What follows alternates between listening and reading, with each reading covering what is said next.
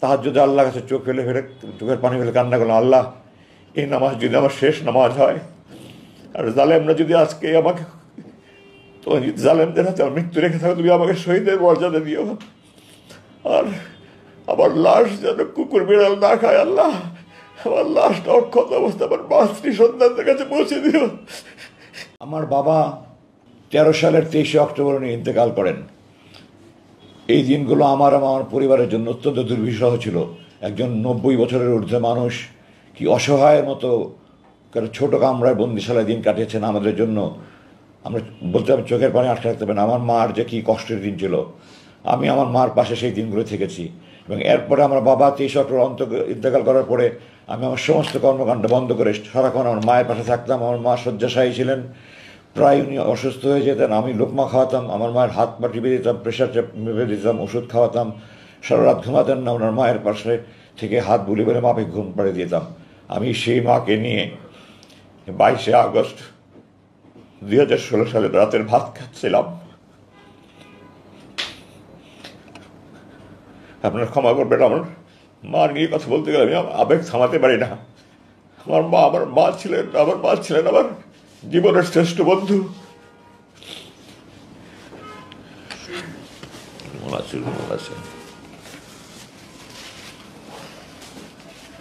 আমি আমার মার সাথে খেতে বসেছিলাম। এই সময় সরকারের গুন্ডা বাহিনী, আমি গুন্ডা বাহিনী এই জন্যই বলছি যে আইন প্রয়োগকারী সংস্থার লোক ওয়ারেন্ট ছাড়া, মামলা ছাড়া, ওয়ারেন্ট ছাড়া উঠিয়ে নিয়ে যাওয়া মানেই গুন্ডারদের কাজ। সুতরাং যেই করুক না কেন সে গুন্ডা, এবং এটা করেছে সরকারের যেই বাহিনী হোক, সরকারি গুন্ডা বাহিনী। সরকারের গুন্ডা বাহিনী আমার বাসায় আসে এবং তাদের মধ্যে যাকে আমার একজন অফিসার বলে মনে হয়েছে, আমি 30 বছর একটা বাহিনীতে চাকরি করেছি, আমি পোশাক দেখলে বলতে পারি কে অফিসার কে নিম্ন পদবীর কর্মকর্তা। তো যাকে আমার অফিসার বলে মনে হয়েছে সে আমার সাথে অত্যন্ত দুর্ব্যবহার করেছে, আমাকে তুই করে কথা বলেছে, আমার সাথে চরম দুর্ব্যবহার করেছে। আমি তার কাছে জানতে চেয়েছি আপনারা কারা, আপনাদের পরিচয় কী, আপনাদের পরিচয়পত্র দেখান। তারা আমার কথার জবাব দেয়নি। আমি বলেছি আপনার আইন প্রয়োগকারী সংস্থা নাকি, আপনাদের আইন প্রয়োগকারী সংস্থা, আপনারা পরিচয়পত্র দেখান। কোনো জবাব দেয়নি। আমি জিজ্ঞাসা করেছি আমার বিরুদ্ধে কোনো মামলা আছে, কোনো ওয়ারেন্ট আছে? মামলা ওয়ারেন্ট ছাড়া আমাকে আপনারা গ্রেফতার করতে পারেন না, আপনারা আমাকে উঠিয়ে নিয়ে যেতে পারেন না, আপনাদের পরিচয়। তারা আবার কোনো কথার জবাব না দেখালে বলছে হাত দেন, হাত দেন, হাত দেন, হাত দেন, হাত করা হাতে নিয়ে বসে আছে, হাত দেন, হাত দেন, হাত দেন। এবং এই পর্যায়ে দ্যাট অফিসার একটা অসভ্য, তার পারিবারিক কোনো শিক্ষা আছে বলে আমি মনে করি না। কোনো ভদ্রলোকের মানুষ এরকম করতে পারে না। আমার মতো একজন ব্রিগেডিয়ার জেনারেলকে সে তুই তাকারি করে কথা বলেছে, সে মানে খালি আমার গায়ে হাত তুলে নিয়ে বাকি এমন দুর্ব্যবহার করেছে। এবং শেষ পর্যন্ত আমি আমার সম্মান বাঁচানোর জন্য আমি হাত উঠিয়ে দিচ্ছি, না হলে তারা আমার গায়ে হাত উঠিয়ে দিত। আমি হাত দিয়েছি, হাত বেঁধেছে, আমার চোখ বেঁধেছে, চোখ বেঁধে আমাকে নিচে গাড়িতে গিয়ে উঠিয়েছে, মাইক্রোবাসে নিয়ে উঠিয়েছে। এবং তখন পর্যন্ত আমি বলছি বারবার যে আমি সাবেক ব্রিগেডিয়ার, আমার জানার অধিকার আছে আপনারা কারা কেন নিচ্ছেন। তখন আমাকে তুই তাকারি করে কথা বলেছে, তোর সেনাবাহিনী, তোর এটা সেটা, এইভাবে কথা বলেছে আমাকে। তারপরে গাড়িতে নিয়ে আমাকে মুখোশ পরিয়েছে। তারপরে তারা আমাকে বাড়ি থেকে নিয়ে গেল। এখন আমি ফিরে এসে আরও যা জানতে পারছি সেটা হলো তারা আমার স্ত্রীর সাথে চরম দুর্ব্যবহার করেছে, তাকেও তারা উঠিয়ে নিয়ে যেতে চেয়েছিল এবং তার সাথে চরম দুর্ব্যবহার করেছে। তাকে এক পর্যায়ে গায়ে হাত দেওয়ার মতো অবস্থা হয়েছিল। সে আমার মার হাত জোরে ধরে বলেছে আমি একা যাবো না, নিতে হলে আমার মাকেও নিতে হবে। তারপরে তারা আমার মাকে তাকে আর কিছু বলেনি। কিন্তু আমার বাসার যুবতী কাজের মেয়ে তার গায়ে হাত উঠিয়েছে। আমার বাসার যে দেখাশোনা করে আমাদের ম্যানেজার, তাকে মাঠে ফেলে তার বুকের উপরে লাফিয়েছে। বাসার যত সিকিউরিটি গার্ড ছিল, দারোয়ান ছিল, যত কর্মী ছিল তাদেরকে নির্মমভাবে তারা নির্যাতন করেছে। আমার বাসা তছনছ করে তারা আলমারি বাক্স সব কিছু তারা ভেঙে চুড়ে, তারা মোবাইল, কম্পিউটার আর যা ইচ্ছা তারা নিয়ে গিয়েছে। আলমারি, স্টিল আলমারিগুলো তারা ভেঙে ফেলেছে। এবং আমাদের বাসার রাস্তাটা একটা 200 গজের গলির সামনে বন্ধ। মহল্লা কমিটি তারা সিসিটিভি দিয়ে আমাদের পুরো এলাকাটা কাভার করা আছে। তারা সিসি ক্যামেরাগুলি সব ভেঙেছে, যেখানে রেকর্ডার আছে সেই বাসায় গিয়ে দরজা ভেঙে তারা রেকর্ডার নিয়ে গিয়েছে এবং সমস্ত এলাকার একটা ত্রাসের সৃষ্টি করে তারা আমাকে নিয়ে চলে গেল। প্রায় আমার চোখ বাঁধা, মুখ বাঁধা, মুখোশ পরা, আমার তো জানার কোনো উপায় নেই আমাকে কোথায় নিয়ে যাচ্ছে। ডানে বামে করে প্রায় ঘন্টাতে ড্রাইভ করে আমাকে একটা রুমে নিয়ে গেল। রুমে নিয়ে গিয়ে আমাকে তারা চোখ হাত খুলে দিল এবং আমাকে একটা পায়জামা দিল, একটা লুঙ্গি দিল, বলে আপনার কাপড় পাল্টে দেন। তো আমি কাপড় পাল্টিয়ে ওগুলো দিয়ে দিই, আমার প্যান্ট শার্ট পরানো ছিল ওগুলো দিয়ে দিলাম। আমাকে আমার পায়ে আমার পরনে একটা স্যান্ডেল ছিল যেটা আমার বাবা পরতেন, আমার বাবার স্মৃতিস্বরূপ আমি স্যান্ডেলটা পরতাম। তারা আমাকে একজন স্যান্ডেল দিল, আমার স্যান্ডেলটা নিয়ে যেতে দিল, আমি স্যান্ডেল নিতে দিই না, আমি বলেছি না এটা আমার বাবার স্মৃতি, আমি এটা দেবো না। তারা অনেক জোরাজোরি করেছে, আমি বলছি না আপনারা দেবো না, আপনারা যা করতে পারেন, আমি আমার স্যান্ডেল দেবো না, এটা আমার বাবার স্মৃতি। তো শেষ পর্যন্ত তারা আমাকে স্যান্ডেল রাখতে দিয়েছে। তারপর আমাকে খাবার দিয়েছে তারা, এক প্যাকেট বিরিয়ানি। তখন কি বিরিয়ানি খাওয়ার মতো কোনো মানুষ সাথে থাকে? আমি খাবারের তো খেতে খাইনি তখন পর্যন্ত। আর বিরিয়ানি তো কেন, আমি তো তখন মৃত্যুর আশঙ্কা করছি। আমি গাড়িতে তাদের জিজ্ঞাসা করেছিলাম আপনারা কি আমাকে ক্রস ফায়ারের জন্য নিয়ে যাচ্ছেন? তো আমার পাশে থেকে একজন বললো না, আমাদের উপরস্থ কর্তৃপক্ষ আপনাদের কথা বলবে, কথা বলা শেষ হলে আপনাকে দিয়ে যাবো আমরা। রাতে আমাকে দিয়ে গেল, আমি নামাজ আসায় আগে পড়েছিলাম। ভোর রাতের দিকে আমি টয়লেটে গিয়ে তাহাজ্জুদ অজু করে সে তাহাজ্জুদ নামাজ পড়লাম, ফজর নামাজ পড়লাম। আমার রুম থেকে আমাকে টয়লেটে নিয়ে যাওয়ার পথে প্রায় 50 কদম যেতে হতো। আমার দু হাত বেঁধে, চোখ বেঁধে, তারপর মুখোশ পরিয়ে আমাকে নিয়ে যেত। টয়লেটের ভিতরে গিয়ে খুলে দিত, বাইরে দিয়ে তারা স্টিলের দরজা বন্ধ করে তালা মেরে দেখতো, তালা মেরে রাখতো। আমার কাজ শেষ হলে আমি নক করলে তারা দরজা খুলে এসে আবার চোখ বেঁধে, হাত বেঁধে, মুখোশ পরিয়ে নিয়ে আসতো। রুমে এসে আমি তাহাজ্জুদ পড়লাম, তাহাজ্জুদ পড়ে আল্লাহর কাছে খুব কান্নাকাটি করলাম। আর সারা রাত তুমি এই আতঙ্কে আছে, একটা আপায়ের আওয়াজ শুনলে আমি মনে করছি এই বুঝে আমাকে ক্রস ফায়ার নিয়ে যাচ্ছে, এই বুঝে বুঝে আমার ক্রস ফায়ার নিয়ে যাচ্ছে। তো আমাদের সে গুম মানে তো ক্রস ফায়ার, এটাই একটা চিরাচরিত হয়ে আসছে।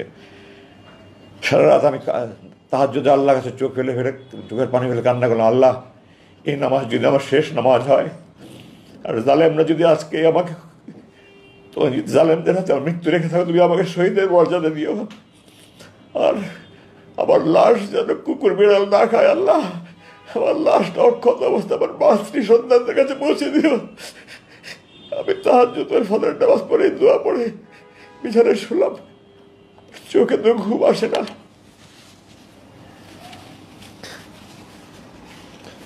আগের দিন দুপুরে খেয়েছি, এরপরে তো সারা রাত ঘুম নাই, খাবার নাই, মৃত্যুর আতঙ্ক।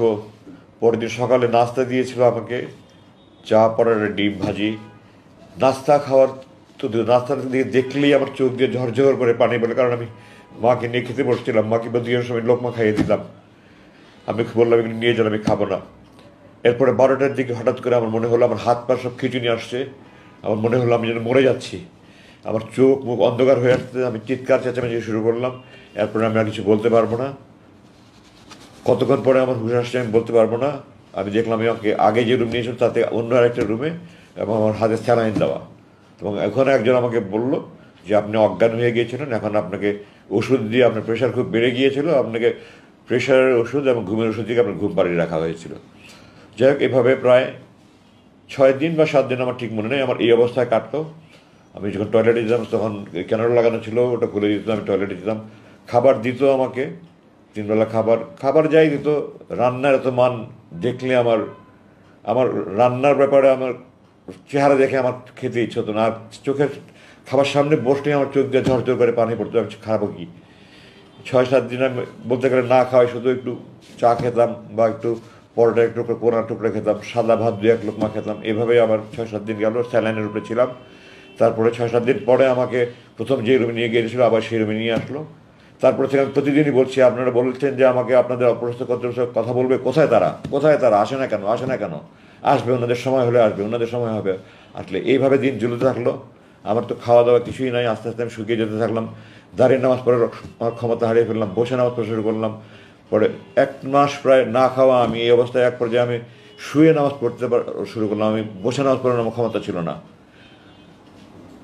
ঠিক 1 মাস পরের ঘটনা, রাত 11টা 50-এ আমাকে একজন এসে বলল যে আপনার সাথে আমাদের বড় ভাই কথা বলবে। তো বড় ভাই শব্দটা আমি প্রথম শুনলাম ওখানে। আমি বললাম বড় ভাই মানে আমাদের উপরস্থ কর্তৃপক্ষ। তো আমি বললাম তো বাংলাদেশের সকল ব্যাংক, বিমা প্রতিষ্ঠান, স্কুল, কলেজ সবখানে তো উপরস্থ কর্তৃপক্ষ স্যার বলে, আপনারা কি বড় ভাই বলে আমাকে বোঝাতে চাচ্ছেন যে আপনার বেসামরিক প্রতিষ্ঠান? আমি 30 বছর একটা বাহিনীতে কাজ করেছি, এই ধরনের কাজ কি কোনো বেসামরিক প্রতিষ্ঠান করে? আপনারা আমাকে কি গর্ধব পেয়েছেন? যাই হোক, আমার রুম বন্ধ করে অন্ধকার করে দিল। অন্ধকার করে দিয়ে টর্চ লাইট নিয়ে একজন আসলেন। আমি তো তার চেহারা কিছু দেখার সুযোগ নেই, রুম অন্ধকার। আমার মাথার পিছনে উনি একটা চেয়ার নিয়ে বসলেন, বসে আমাকে বললেন খুব সংক্ষিপ্ত কথা, একটা অঘটন ঘটনের আশঙ্কায় আপনাকে আটক করা হয়েছিল, সে আশঙ্কাটা কেটে গেছে, আপনাকে এখন মুক্তি দেওয়ার সিদ্ধান্ত হয়েছে। আমি বলছি 21শে সেপ্টেম্বর রাত 11:50 কথা। আপনাকে এখন মুক্তির সিদ্ধান্ত নেওয়া হয়েছে। তো আমি বললাম, আমাকে মুক্তির জন্য কি আমি দিন গুনবো না ঘন্টা গুনবো?